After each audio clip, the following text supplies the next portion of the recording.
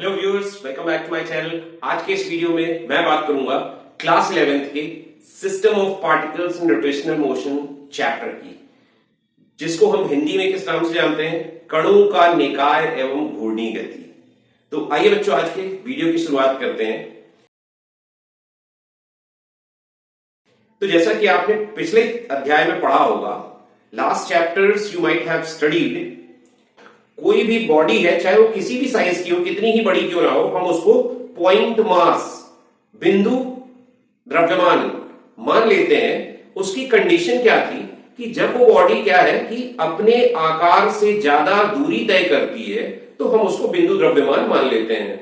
If the distance it travels in compare to its size is quite large, then it is considered to be the point object, point mass. ठीक, but क्या actual में in daily practice, in practical, क्या कोई body point object या point mass हो सकती है?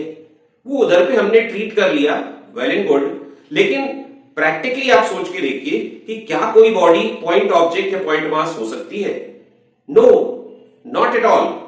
कोई भी कितना भी छोटा पार्टिकल आप लेंगे, बॉडी लेंगे आप, it will comprise so many number of particles in it। बहुत सारे पार्टिकल्स, बहुत सारे कण उस पिंड के अंदर होंगे। उस पिंड को आप कितना भी छोटा ले लीजिए, ठीक है। तो इन प्रैक्टिस, वास्तविकता में हमारे पास जो भी पिंड होगा वो क्या होगा, एक एक्सटेंडेड बॉडी होगी, एक बृहद आकार का पिंड होगा, जिसमें बहुत सारे पार्टिकल्स, बहुत सारे कणों का एक निश्चित दूरी पर क्या होगा, अरेंजमेंट होगा।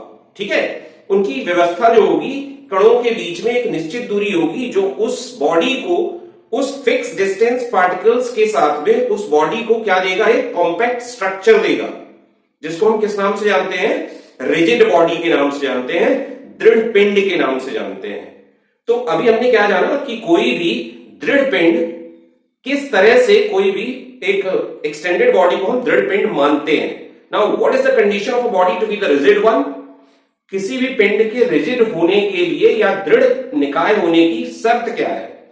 शर्त यह है कि अगर उस बॉडी के, उस दृढ़ पिंड के कणों के बीच की जो निश्चित दूरी है, वह दूरी में किसी भी तरह का परिवर्तन ना हो, जबकि उस पर कोई बाह्य बल लगाया जाए। By the application of external force, if there is no change in the minimum distance between the particles of a body, then the body is said to be the rigid one, right? तो वो body rigid होगी। Under this condition, what will happen? The shape and the size will not change at all by the application of an external force। अब बाह्य बल जब आप लगाएंगे, तो अगर उसके कणों के बीच की एक निश्चित दूरी एज इट इज बनी रहती है, उसमें कोई भी तरह का परिवर्तन नहीं होता है, तो वह उस दृढ़ निकाय के आकार और उसके साइज एंड शेप में कोई भी परिवर्तन नहीं होने देगा।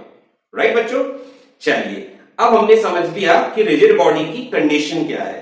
अब कोई भी रिजिड बॉडी कितने टाइप से मोशन कर सकती है, कोई भी दृढ़ निकाय कितने प्रकार की गति कर सकता है? तो कोई भी rigid body can have 3 types of motion. One, translational motion, rotational motion, and then transrotational motion. तो इसको हम हिंदी में कैसे जानते हैं? हम इसको जानते हैं क्या, रैखिक गति, फिर घूर्णी गति, फिर रैखिक घूर्णी दोनों।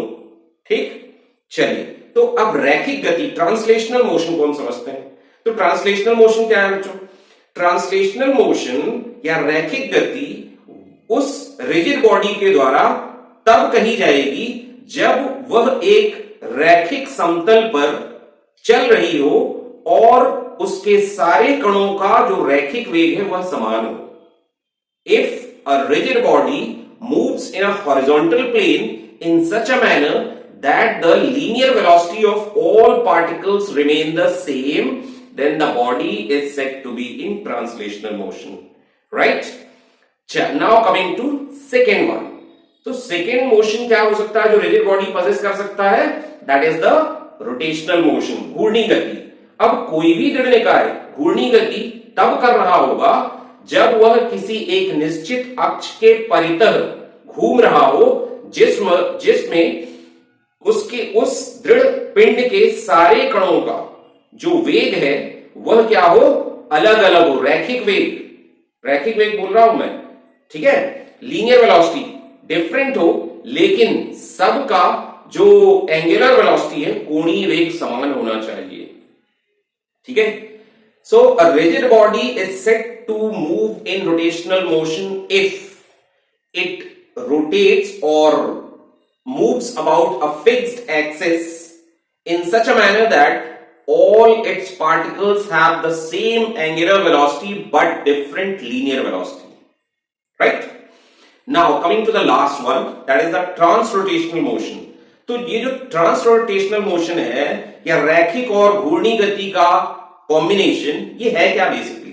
तो अगर किसी प्लेन पे आप सपोज एक सिलिंड्रिकल बॉडी को लीजिए and you just try to roll it down, इसको आप छोड़ दीजिए कि ये घूमते घूमते उस समतल पर चल रहा हो, then in that condition the body is set to possess transrotational motion. क्यों?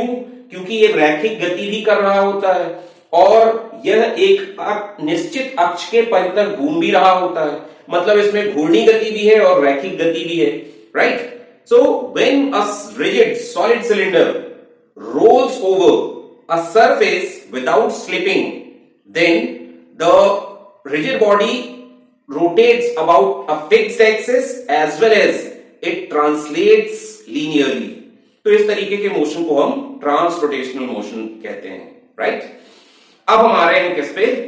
अब हम आ रहे हैं सेंटर ऑफ मास। अब मान लीजिए कि भाई हर बॉडी प्रैक्टिस में एक्सटेंडेड बॉडी है, हमने अभी समझा, जिसमें बहुत सारे पार्टिकल्स का एक कॉम्पैक्ट स्ट्रक्चर, बहुत सारे पार्टिकल्स का एक डेफिनेट अरेंजमेंट होता है, they have fixed minimum distance among themselves.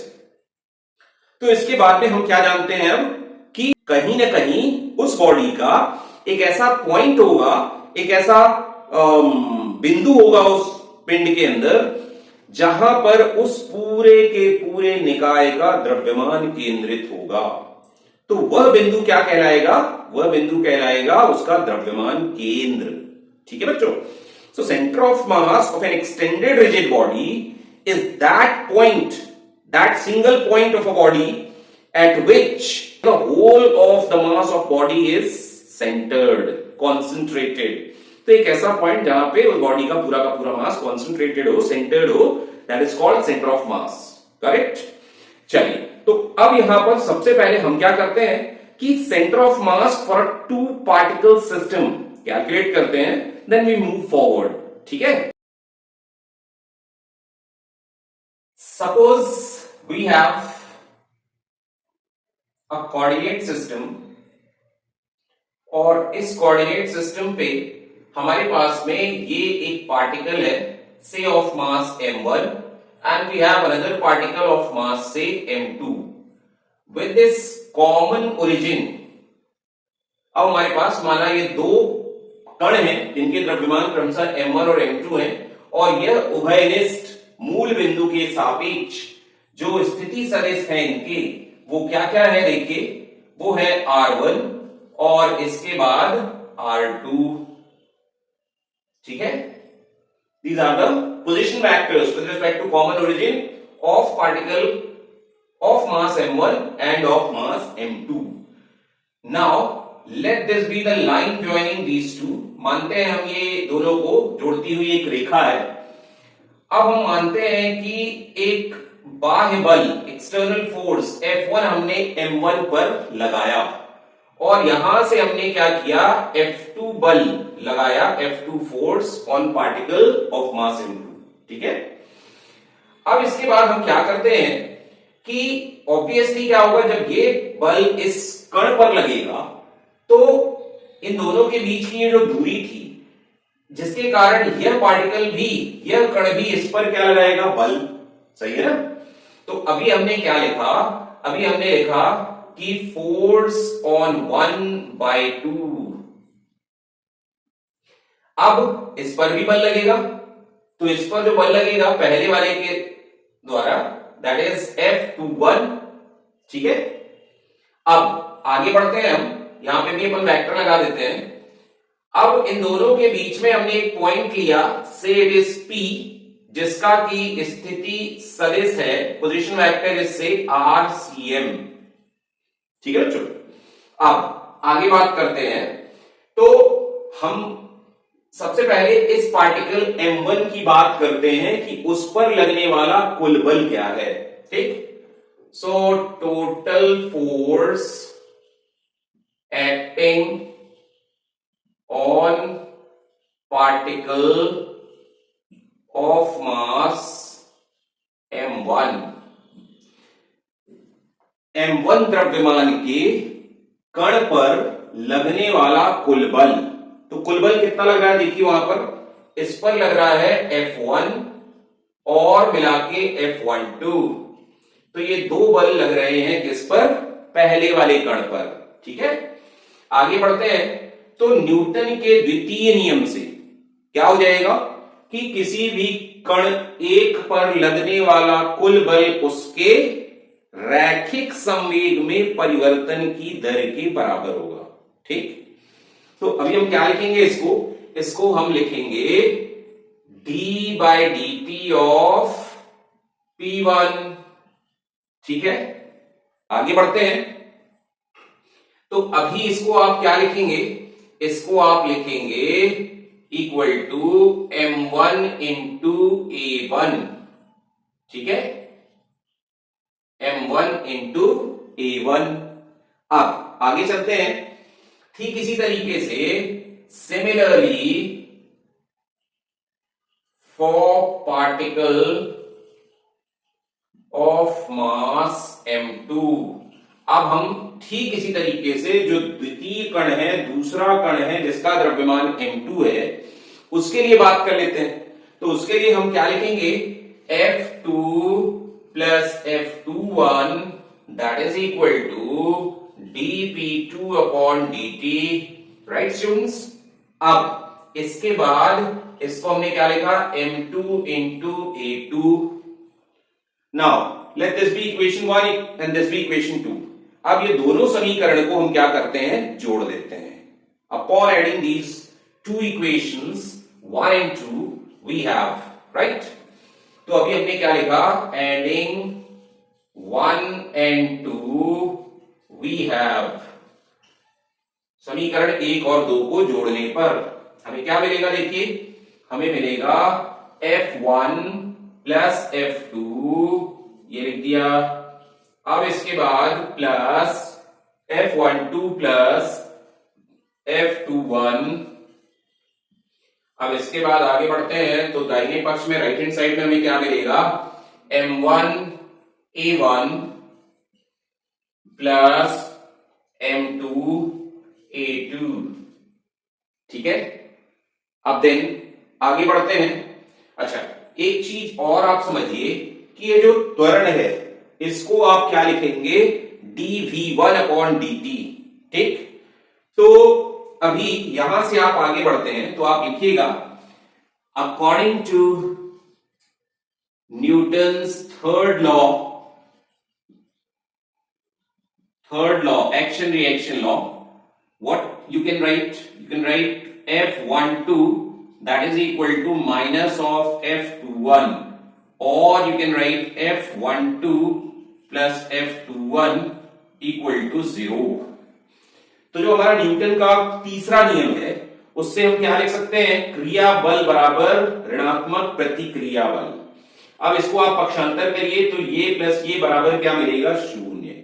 तो कुल मिला के समीकरण में आप देखिए ये वाला पद जो है वो शून्य हो जाएगा। अब बचा क्या आपके पास, F1 प्लस F2। तो F1 और F2 क्या है, बाह्य बल है, एक्सटर्नल फोर्सेस। तो यहां से इसलिए therefore we write F1 plus F2 which is equal to M1। अभी मैंने क्या बताया, इस त्वरण को आप, एक्सेलरेशन को आप क्या लिख सकते हैं, dV1 upon dt plus M2 dV2 upon dt you can right. सही है।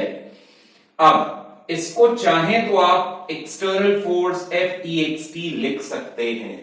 ठीक है, यहां से आप क्या करिए, D by D T common निकाल लीजिए, तो आपको क्या मिलेगा, डी बाई डी टी, यहां पे मिलेगा m1v1 प्लस m2v2। ठीक है बच्चों, अब आगे बढ़ते हैं। तो ये जो वेग है, ये वेग क्या होगा, ये अवकलन होगा, डिफरेंशिएशन होगा पहला किसका, पोजीशन वेक्टर का, स्थिति सदिश का। तो आप इसको क्या लिखेंगे, D by D T of m1 dr1 upon dt plus m2, इसको आप लिखेंगे dr2 अपॉन dt। अब यहां से डी बाई डी टी फिर से कॉमन निकाल लीजिए, तो आपको क्या मिलेगा, d2 by D T square, inside the bracket you will have m1 r1 plus m2 r2। अब देखिए डी बाई डी टी दोनों में ओवेनेस्ट है, इसको बाहर निकाल लेते हैं। तो जब इस डी बाई डी टी से गुणा होगा तो ये बन जाएगा d2 अपॉन dt का स्क्वायर, अंदर क्या बचेगा इस कोष्टक के, m1 r1 plus m2 r2, ये बच जाएगा। ठीक, आगे बढ़ते हैं। अब यहां पे हम क्या करते हैं कि राइट हैंड साइड को m1 प्लस m2 से मल्टीप्लाई भी करते हैं और डिवाइड भी करते हैं, राइट। तो दाहिने पक्ष में m1 प्लस m2 का गुणा भी और उससे भाग भी करने पर देखिए आगे क्या मिलेगा हमें। सो FEXT that is equal to m1 plus m2, this is the multiplication on RHS d2 by dt square, now m1 r1 plus m2 r2 divided by, this is the division now, m1 plus m2। अब हम इस समीकरण को समीकरण number 3 कहेंगे। ठीक, तो अभी आप इसको बोलिए इक्वेशन नंबर 3। अब अगर हम बिंदु P एक ऐसा बिंदु मानते हैं कि जिसका द्रव्यमान m1 प्लस m2 है और इस पर हम बाह्य बल FEXT लगा रहे हैं, तब उसका जो समीकरण लिखा जाएगा वो देखिए क्या लिखा जाएगा। Let this particle P is of mass m1 plus m2 and is being acted upon by an external force FEXT, then the equation of its motion is written like this। ठीक, तो अभी हम इसको क्या लिखते हैं, and FEXT you will write like m1 plus m2, this is the total mass, ये कुल द्रव्यमान हो गया उस बिंदु P का जिस पर बाह्य बल FEXT आप लगा रहे हैं, and further you will write d2 by dt square of what RCM। ठीक है, तो वो जो उसका स्थिति सदिश है, इसके स्थिति सदिश का द्वितीय कोटि का अवकलन आप लिखेंगे, तो ये क्या बन जाएगा, त्वरण। तो द्रव्यमान गुणे त्वरण बराबर क्या होता है, बल। ठीक, तो अब इसको आप कहिए क्या, समीकरण नंबर 4। तो अब इस 3 और 4 को आप कर दीजिए क्या, तुलना। ठीक है, on comparing equation 3 and 4 we have, right। तो अभी आप क्या लिखेंगे, comparing equation 3 and 4 we have, what do we have, we have RCM, this one, this RCM is just equal to this one, equal to m1 r1 plus m2 r2 whole upon m1 plus m2। ठीक है बच्चों, okay, moving ahead. अब हम बात करेंगे कुछ special cases की, right. तो चलिए बढ़ते हैं आगे। तो यहां पे हमने क्या लिखना है, स्पेशल केसेस। तो स्पेशल केसेस में सबसे पहला केस देखें क्या होता है कि अगर दोनों ही कण जिनके द्रव्यमान क्रमशः m1 और m2 लिए गए हैं, अगर वो दोनों समान द्रव्यमान के हों, ठीक, if both the particles are of same masses, then in that condition आपका जो RCM आएगा, सेंटर ऑफ मास की पोजीशन आएगी, वो देखिए क्या आएगी, m r1 plus m r2 plus m plus m। ठीक है, अब यहां से देखें m कॉमन करके यहां पे 2m से कट कर देते हैं mm, तो क्या मिलेगा आपको, r1 प्लस r2 बाई 2। इसका मतलब क्या हुआ बच्चों, इसका मतलब ये हुआ कि जो सेंटर ऑफ मास होगा, वो द्रव्यमान केंद्र जो होगा ऐसे कणों के लिए जिनके द्रव्यमान समान हो, वह उन दोनों को मिलाने वाली रेखा के ठीक मध्य बिंदु पर पाया जाएगा। The centre of mass, position of centre of mass for a particle of equal masses lies exactly at the mid of the line joining the two particles, right? Okay, coming to the next second special case, आप देखें क्या हो सकता है। Second could be कि if the position of center of mass lies at the origin, कहने का मतलब ये हुआ, अर्थात क्या हुआ कि जो RCM है, इस RCM का मान क्या होगा, शून्य। इसके कहने का मतलब ये है कि अगर हमारा जो द्रव्यमान केंद्र है यह मूल बिंदु O पर स्थित है, तो उस स्थिति में ये जो RCM है इसका मान हो जाएगा शून्य। तो जैसे ही RCM का मान शून्य हुआ तो उस स्थिति में देखिए आप क्या होगा, then 0 equal to m1r1 plus m2r2 by m1 plus m2। हमने खाली यहां पर RCM का मान रखा है शून्य। अब देखिए ये गुणा होगा शून्य से, तो शून्य बनना है, तो आगे हमें क्या मिलेगा, शून्य बराबर 0 equal to m1r1 plus m2r2। अब आप क्या करें, इसका साइड चेंज कर दे, ट्रांसपोजिशन, तो यहां पे आपको क्या मिलेगा, minus of m2r2 that is equal to m1r1। अब यहां से हम क्या करते हैं, इस माइनस m2 को नीचे भेज देते हैं, ठीक। तो ये बन जाएगा हमारे पास में R2 की जो पोजीशन आएगी, R2 will be equal to minus of M1 by M2 into R1। अब देखें यहां पे इधर से आप क्या समझ सकते हैं, R1 is negative of R2 is negative of R1। R2 जो है वो ऋणात्मक है R1 का। इसका मतलब ये है कि अगर एक द्रव्यमान मूल बिंदु के बाईं ओर है तो दूसरा द्रव्यमान मूल बिंदु के दाहिनी ओर होगा। If one of the particle is to the left of the origin or where the center of mass is situated, then the next particle will be to the right to this point, ठीक। अब इसमें भी further सब case क्या हो सकता है, now you can have comparison between these two। तो अगर हमने फर्दर इस पे क्या बोला कि if M2 is more than M1, अगर M2 बड़ा हो गया, ठीक है, तो अब देखिए कि जो सेंटर ऑफ मास की पोजीशन है वो किधर शिफ्ट होगी, तो यहां पर ये जो रेशियो है that is 1 greater than m1 by m2, और you can write what R2 is R2 by R1, this 1 is greater than this 1, और यहां से R1 is greater then R2। इसका मतलब ये हुआ कि जो द्रव्यमान ज्यादा है उसका स्थिति सदिश देखिए कम है। इसका मतलब ये हुआ कि जो भारी वाला कण है वह द्रव्यमान केंद्र के नजदीक शिफ्ट कर जाएगा, खिसक जाएगा, या यूं कहिए कि द्रव्यमान केंद्र भारी पिंड की तरफ खिसक जाएगा, जिससे कि R2 का मान क्या हो जाएगा, कम हो जाएगा R1 की तुलना में, ठीक है। आगे बढ़ते हैं। थर्ड पॉसिबिलिटी इज से if one of the particles lies at the origin, that is, say we take M1 to be at origin, so in that case if M1 is at origin then R1 is 0, ठीक है। तो अभी हमने क्या किया कि ये दो कणों में से कोई भी एक कण को कहां ले लिया, मूल बिंदु पर, ठीक। तो उस केस में क्या होगा, उस कण का जो स्थिति सदिश है वह शून्य हो जाएगा।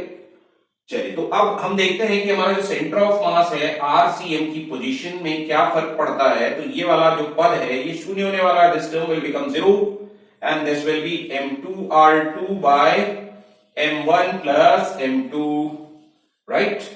तो यहां पे आपको क्या मिलने वाला है कि m2 upon m1 plus m2 times what r2. So this will be your RCM, right? अब suppose we need to express this RCM in terms of its coordinates. हमें इसको RCM को इसके घटकों में, इसके अवयवों में, कंपोनेंट्स में स्प्लिट करना है, बांटना है. तब हम कैसे लिखेंगे इसको? ठीक. नाउ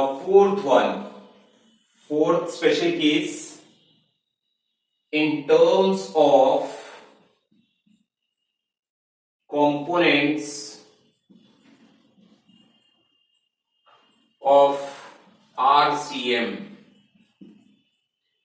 जो हमारा सेंटर ऑफ मास का स्थिति सदिश है, उसके अवयवों के पद में हम कैसे लिख सकते हैं? देखिए, तो उस XCM RCM को आप क्या लिखेंगे? XCM into i cap plus YCM into j cap, that is equal to, वहां पर आप क्या लिखेंगे? M1 R1 को आप लिखेंगे x आई कैप प्लस y जे कैप प्लस M2 को आप क्या लिखेंगे? R2 को क्या लिखेंगे? x2 आई कैप प्लस y2 जे कैप. ठीक, यहां पे एक बार चेक कर ले. देखें, M1 वो जो R1 लिखा हुआ है स्थिति सदिश पहले वाले कण का position vector of first particle, you can write that to be x1 i cap plus y1 j cap. अब सेकेंड वाले जो पार्टिकल के लिए आप क्या लिख सकते हैं? वो position vector you can right x2 i cap plus y2 j cap. ठीक, अब हम डिवाइड कर देते हैं इसको बाय m1 प्लस m2. अब यहां से आप क्या करें कि i कैप के कोफिशिएंट को एक साथ लिख लें and j cap coefficients you write all together. तो अब ये क्या बन जाएगा? m1 x1 plus m2 x2 whole upon m1 plus m2 into this i cap plus, यहां से देखें आगे हम क्या लिख सकते हैं? m1 y1 plus m2 y2 whole upon m1 plus m2 times what j cap. Now have comparison on both the sides. आप दोनों पक्षों को आप तुलना कर दीजिए, तो आई कैप का जो गुणांक है वो आई कैप के गुणांक के बराबर हो जाएगा, राइट? तो अभी आप क्या लिखेंगे? On comparing both the sides we have, क्या मिलेगा हमें? XCM that is equal to m1 x1 plus m2 x2 upon m1 plus m2, and likewise you will write YCM to be m1 y1 plus m2 y2 upon m1 plus m2.